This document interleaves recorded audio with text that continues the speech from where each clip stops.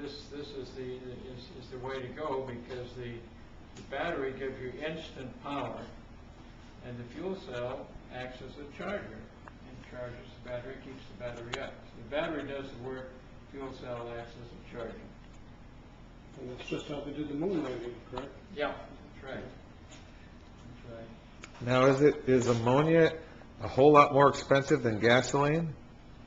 It's less expensive than gasoline.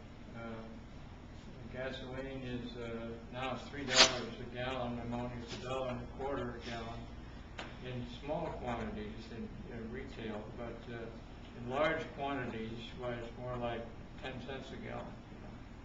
And is it true that we don't have to get ammonia from foreign sources, like over in Arabia or wherever it is? Ammonia is made from nitrogen and oxygen. 80% of the air that we're breathing now is nitrogen. So there's a way to capture that nitrogen, a chemical way to capture the nitrogen. Now the oxygen comes from electrolysis, from water. So you have water and you pass a current through it, and you get oxygen and hydrogen. Okay. Where you capture the oxygen, the hydrogen. The hydrogen. You capture the hydrogen. And now the hydrogen from the electrolysis and the nitrogen that you have captured chemically, both of them are injected into a high pressure chamber. So when you have nitrogen and Hydrogen. hydrogen injected into this high pressure chamber, you get ammonia. So we don't have to depend on foreign sources at all. It's just our air and our water. We can produce all the ammonia we want right here. That's called the Haber process, Bosch-Haber process. So we can produce ammonia without having to import anything. That's And terrific. if I'm correct, unlike most fuel cells I hear about, you don't fill your vehicle or your space shuttle with hydrogen, you fill it with ammonia.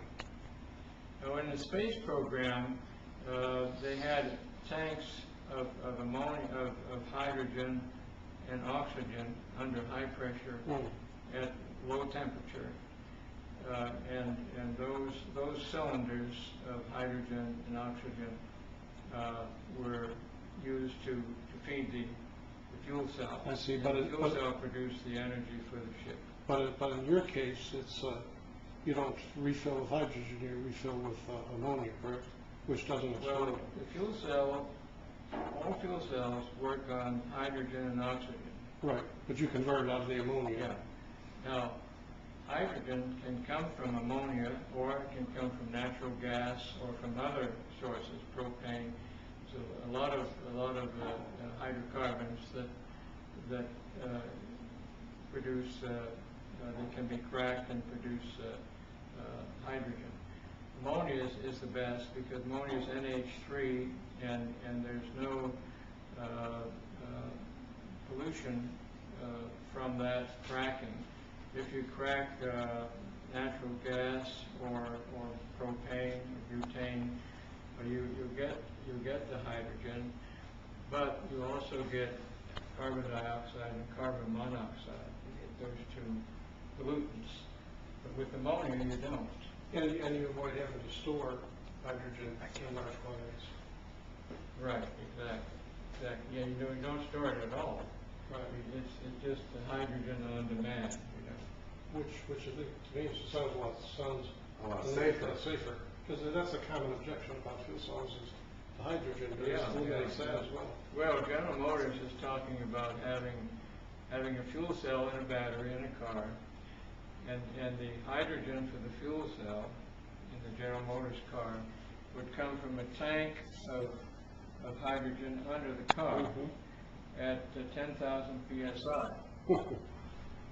So you'd be running a bomb.